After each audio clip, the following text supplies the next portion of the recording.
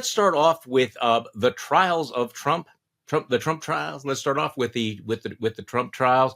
I think it's safe to say that Donald Trump is not handling this well. I think there have been several dozen. I saw one estimate of more than 70 social media posts in the last 24 hours, including in the middle of the night, where he's raving, leave my kids alone. And of course, this is the week that we're going to be seeing testimony from, let's see, what do we have here? The Trump kids.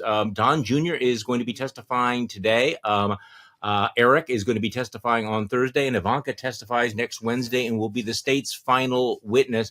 In case you missed it, Trump, is also posting videos where he's talking about the various prosecutions. And I wanted to play this one because the stable genius, the one who discovered that U.S. Was the same as United States, the United States spelled U.S. Remember that revelation? He's had another big discovery, and I want to share that with you. Listen to this clip. These highly political Biden lawsuits and indictments shouldn't be allowed to start until after the election is over. Who would ever think a thing like this would be allowed to start? We actually have one judge that wants the lawsuit to start the day before Super Tuesday. Okay. These are corrupt people. Our founding fathers are looking down at Biden with scorn right now. I think they're looking down. They're looking down on Biden and this administration with disbelief. We're going to make America great again. We're going to put America first. And we're going to have a great country. It's going to be called the United States of America. Thank you very much. Whoa, Ben. It's going to be called. It's going to be called now. That's right. Who's going to tell him that the country has a name? And it is the United States of America. I do agree with him that the founding fathers are looking down and they are shocked and they're horrified, probably not for the reasons that he suspects. Yeah, I also I think the question of what aspects of modern America the founders would look down on with pride and what aspects with shame is an interesting one. How if they if you could imagine Alexander Hamilton, who wrote the famous 1794 account of a demagogue that reads like it was written yesterday about Donald Trump, and he could look down at the way the system is managing Trump, would he be appalled? Would he be proud? These are systems he helped build, and they have removed a demagogue from power. They have also allowed a demagogue, the institution that he was very proud of for its ability to manage demagoguery, the Electoral College, sort of midwifed the. That seemed like such a good idea at the time, right? See, I can imagine these guys all sitting around in the founding fathers Olympus, and somebody's going, who thought the Electoral College was a good idea? Well, no, seriously. Right. We just assumed that this is going to mean that we will get honorable, respected people in the office. And that we would control the influence of the mob in the form of the popular vote. And here the popular vote made a very responsible decision to avoid demagoguery. And the Electoral College picked for its ability to resist the popular vote, midwifed the demagogue to power. But then the system self-corrects and removes the demagogue despite January 6th. The system of, the oath of office gets sworn, and all of a sudden the power is in the hands of a different person.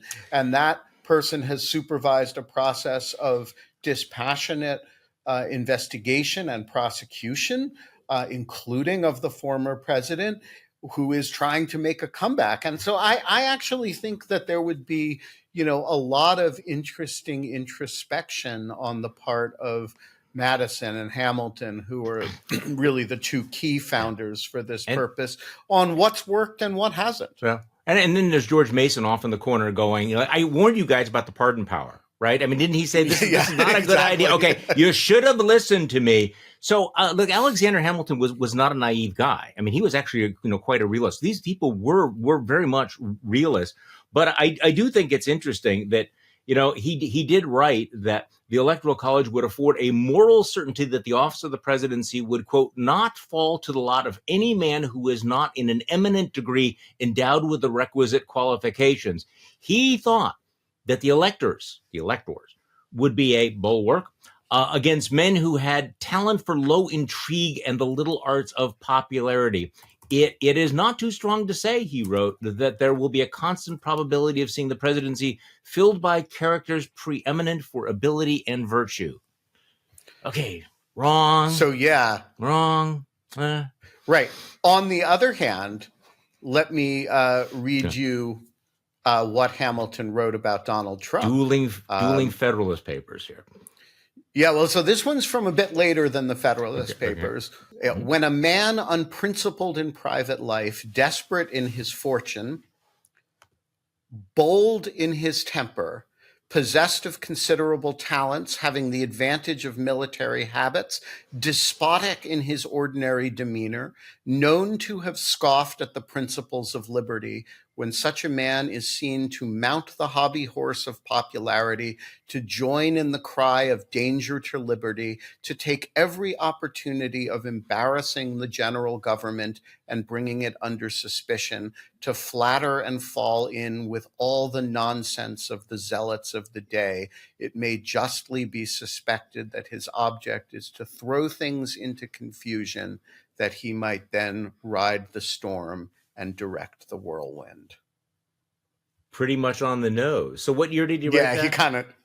Yeah. I believe that's 1794. Okay, so who is it? It seems very specific. Who was he talking about? Aaron Burr? I mean, who was he? He seemed to have somebody in mind there. So I think there was a bit of Burr in his mind there, but of course there were. He was. It was actually. It's been a while since I've looked at it. I believe it was a letter on the debt repayment issues, and but he was a. He got a huge amount right, and he got some big things wrong. That's predictive. I mean, honestly, the founding fathers understood what the great danger was and the kind of person that would come along, and they thought they were protecting us against that kind of person. And that's the extraordinary thing about Donald Trump. It's like he's raising his hand and saying, what you called? You're talking about me, right? But here's the other interesting thing. So here's another thing you can say Hamilton got wrong, right? So the great power that the U.S. federal government is wielding, that is actually, arguably managing the Trump threat, is the power of criminal prosecution, which Hamilton doesn't imagine a Justice Department, right? He imagines an executive branch that is really unitary in the famous Federalist 70 argument for the unitary executive. And of course, what Biden has done is it's notionally a unitary executive, but he says, I'm not getting involved in the prosecution here. I appoint a man of great public integrity, Merrick Garland, and I'm leaving all these decisions to him. And so he's actually made the executive less unitary by way of dealing with this very Hamiltonian problem. And it is in many ways a very effective thing. And so I do think I want to praise Donald Trump in this palate cleanser and say the exercise of imagining what the founders are looking down on us thinking is a really good one, a really valuable one. Yeah. It's just not one that he's actually doing. Yeah. Or one that he could possibly comprehend. Yeah. Right. So as they're looking down, let's go back to the trial. Well, what do we expect from Don Jr., Eric, and Ivanka? Eric, allegedly, when he's testifying tomorrow, has allegedly essentially been running the company for several years. So is it fair to say that his testimony will be somewhat more significant than Don Jr., who's been doing God knows what the last few years? So I think that's probably right. I think first of all, what we can expect from them, and I don't mean this mockingly, I mean it literally, is embarrassment. And so the problem that all three of them have is that the company that they have, to one degree or another, in different ways and at different times, been effectively running on behalf of their father, is engaged in widespread and systematic fraud of a pretty dramatic variety. And so, you have a very significant personal desire, presumably on behalf of all three of them, to deny their role, minimize their roles, shift responsibility onto others. And I think part of the point of their testimony here is of forcing them to testify on the part of the Attorney General, is to basically get them on the record doing that. And either they will admit things that are substantial for purposes of her case, or they will squirm and deny and obfuscate in a fashion that, remember, this is civil litigation, not criminal litigation, that you can actually make inferences from. And so I think it's a smart move by Letitia James and her team. And there's a reason why Trump is so enraged by it. Okay, so let's shift to the federal case, because we had a lot of movement on the gag order. The federal Judge Chutkan reinstated the gag order against Trump in the election subversion case. He may already have violated it. What a surprise that is. Okay, the background of this is Tanya Chutkan Sunday night lifted the temporary hold she placed on the gag order. Trump had complained the order was confusing, violated his free speech rights. She paused it while briefs were being filed. On Sunday, though, she flatly rejected the claim the order was unconstitutional and wrote in the ruling that Trump was unlikely to win on appeal. She also noted that one of his recent statements, his attack on his former chief of staff, Mark Meadows, would almost certainly have violated the order had it not been on hold. Trump was referring to that ABC report that Meadows was granted immunity to testify. Trump said such cooperation was for cowards and weaklings, and any unfavorable testimony would be a lie. So Judge Chutkan specifically prohibited the targeting of witnesses. Around 1 a.m. on Tuesday, Trump writes on Truth Social, all in caps, because they're all in caps, "Remember, crooked Joe Biden and his radical left thugs waited 3 years to bring these indictments and lawsuits against me right in the middle of the campaign." So where are we at now on this? What violates the gag order? What doesn't violate the gag order? And how careful is Trump being to walk the line?